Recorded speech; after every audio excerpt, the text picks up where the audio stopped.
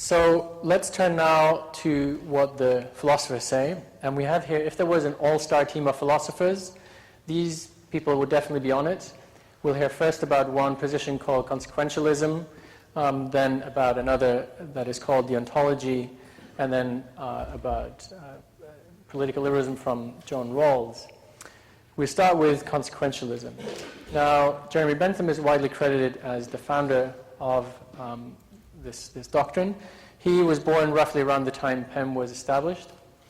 He was a trained lawyer, but also a social reformer. He campaigned actively for separation of church and state, for the abolition of slavery and freedom of speech. He was friends with James Mill, and James Mill had a son, John Stuart Mill. And James Mill thought that it would be a good idea to bring up his son as a genius.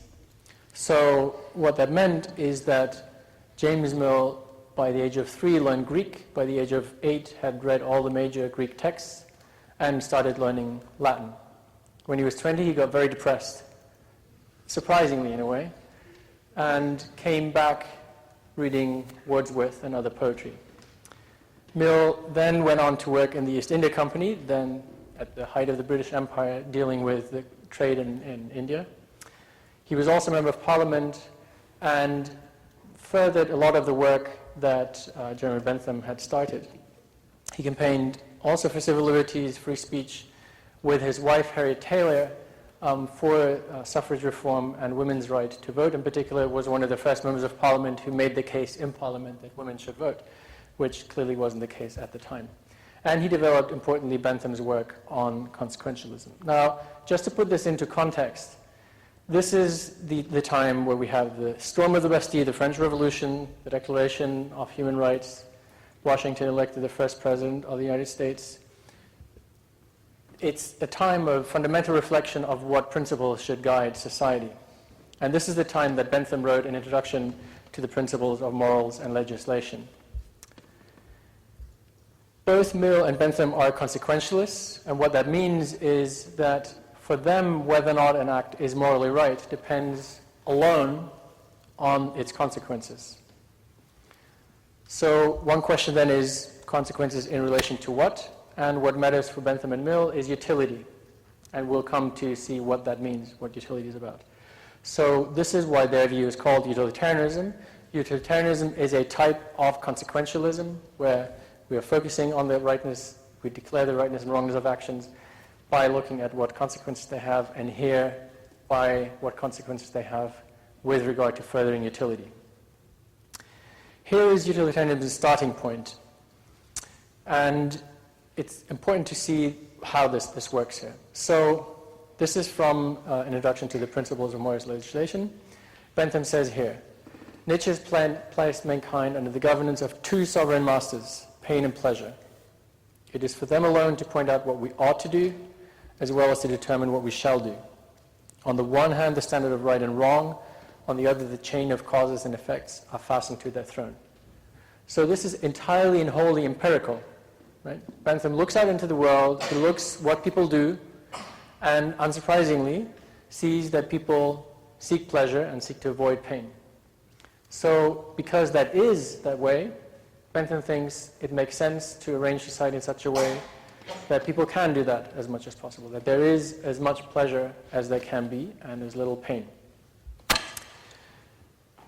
The principle of utility then here, again the consequentialist principle, because that is by reference to which we judge actions, is set out as follows. The principle of utility is that principle which approves or disapproves of every action according to the tendency it appears to have to augment or diminish the happiness of the party whose interest is in question. So utility here is defined as happiness. It's not just usefulness in a narrow sense, it's happiness. And as Mill explains this in the text that we also assigned today, this is what he calls the greatest happiness principle. So rephrasing this, he says, actions are right in proportion as they tend to promote happiness, wrong as they tend to produce the reverse of happiness, as Bentham just said. By happiness is intended pleasure and the absence of pain. By unhappiness, pain and the privation of pleasure. So what matters for utilitarians is the balance of pleasure over pain. it's right to have pleasure, it is wrong to have pain, it is right to have more pleasure than pain, and wrong to have more pain than pleasure. Something else that matters is when you're talking about pleasure, well, what kind of pleasures are you talking about? Bentham was not overly discriminatory here and focused mainly on intensity and duration, less on qualitative distinctions between different types of pleasures. Mill, by contrast, said the following: of two pleasures, if there be one to which all or almost all have experience of both give a decided preference, that is the more desirable pleasure.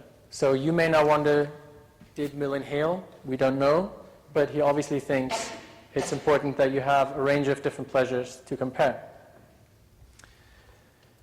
He goes on to say, it is an unquestionable fact that we give a most marked preference to the manner of existence which employs higher faculties. So he's drawing a distinction between pleasures that are derived from lower activities and higher activities. And he goes on to say the following, that you may also have read. It is better to be a human being dissatisfied than a pig satisfied, better to be Socrates dissatisfied than a fool satisfied. And if the fool or the pig are of a different opinion, it is because they only know their own side of the question. Now that is, in a way, a bit of an unfair argument, but it is also of particular relevance to the things that we're thinking about here for two reasons. One is that oftentimes we will also have to think about what health state that we may not be familiar with should be furthered. Right? It's oftentimes difficult for us to imagine what it's like living with a particular disease, so we want to have a sense of what is it like if I invest this amount of money to improve that health state from this one to the other. But more fundamentally, there is a question about how we actually measure health, pleasure, and different states of health gain. Right? So this is implicit here that that is something that we should be doing, that it is something that is relevant, but it's not trivial at all to do this in practice. So the other thing that is very important for utilitarians is that it is not just about my own pleasure, but about the total amount of pleasure that we have.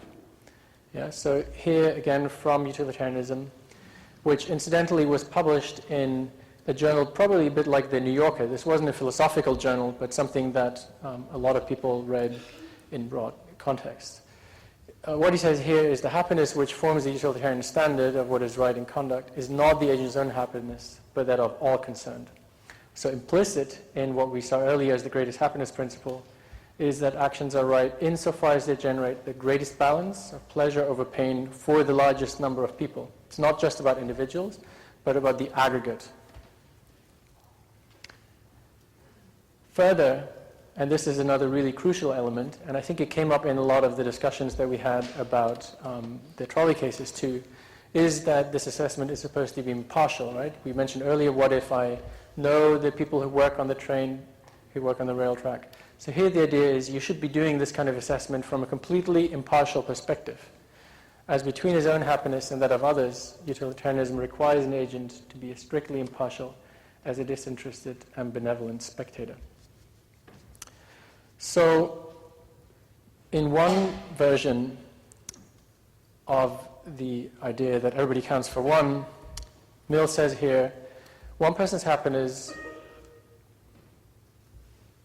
supposed equal in degree with the proper allowance made for kind, this is again the lower and the higher pleasures, is counted for exactly as much as another's.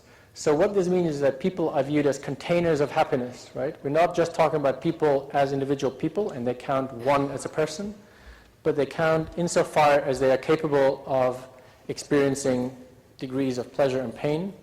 And if they experience more pleasure, they're counted more. If they experience less pleasure, they're counted less. These conditions being supplied, Benson's dictum, everybody count for one, nobody for more than one, might be written under the principle of utility as an explanatory commentary. So to summarize this briefly, the supreme principle that we have at work in utilitarianism is the greatest happiness for the greatest number.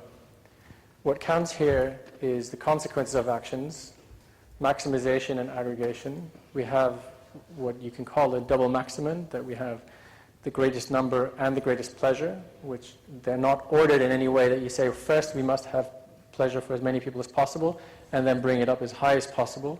It's just about the total level of pleasure. It can also be that it's a small number of people who get a lot of pleasure.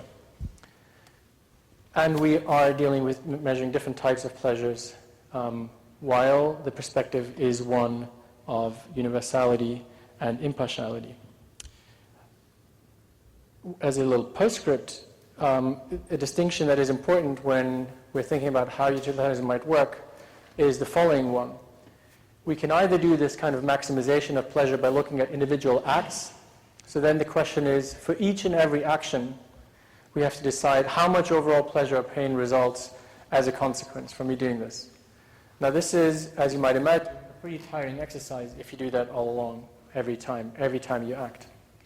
The alternative is that you focus on rules, and here you say that overall happiness is greater if we follow happiness maximizing rules, so that is superior to making case-by-case decisions. Now if you think again about the transplant surgeon and the motorcyclist, then on an act utilitarian view you could say, as indeed some of you have, that makes sense, this increases overall happiness because we save 5 lives for 1. But on a rule utilitarian, you could say, well, but this is not actually a good rule, because if we had that, maybe not you, but others might be scared to go into hospitals. So that is a real constraint on our actions. So we really want to think about what would happen if this became a general rule.